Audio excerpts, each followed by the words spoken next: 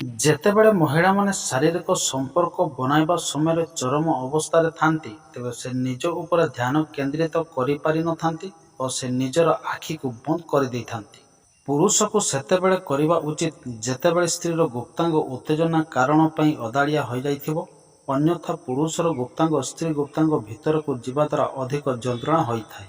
ଯେଉଁ ସ୍ତ୍ରୀ ନିଜର ଦୁଇ ସ୍ତନକୁ ଆପଣଙ୍କୁ ଛୁଇଁବାକୁ ଅଟକାଇ ନଥାନ୍ତି, ଏହାର ମାନେ ହେଉଛି କି ସେ ନିଜଠାରୁ ବି ଅଧିକ ଆପଣଙ୍କ ଉପରେ ଭରସା ଓ ବିଶ୍ୱାସ କରୁଛନ୍ତି।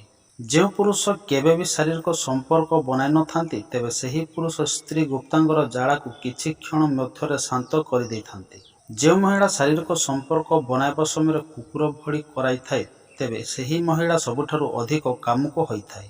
ଯେଉଁ ସ୍ତ୍ରୀ ନିଜ ସ୍ୱାମୀକୁ ଡରି ନଥାଏ, ତେବେ ସେ କୌଣସି ସମୟରେ କୌଣସି ପରପୁରୁଷ ସହିତ ଶାରୀରିକ ସମ୍ପର୍କ ବନାଇ ନେଇଥାଏ। ଯଦି ପୁରୁଷ ନିଜ ହାତରେ ମହିଳାଙ୍କ ଗାଲ, ଓଠ ଓ ସ୍ତନକୁ ଧୀରେ ଧୀରେ ଆଉଁସନ୍ତି, ତେବେ ସେହି ମହିଳା ବହୁତ ଜଲଦି କାମୁକ କରିବା ପାଇଁ ପ୍ରସ୍ତୁତ ହୋଇଯାଇଥାନ୍ତି। ଯେଉଁ ସ୍ତ୍ରୀର ଶାରୀରିକ ସମ୍ପର୍କ ବନାଇବା ପ୍ରତି ଅଧିକ ରୁଚି ଥାଏ, ତେବେ ସେହି ସ୍ତ୍ରୀ ପୁରୁଷର ଗୁପ୍ତାଙ୍ଗ ଚାଟିବା ପାଇଁ ଅଧିକ ସଉକ ରଖିଥାଏ।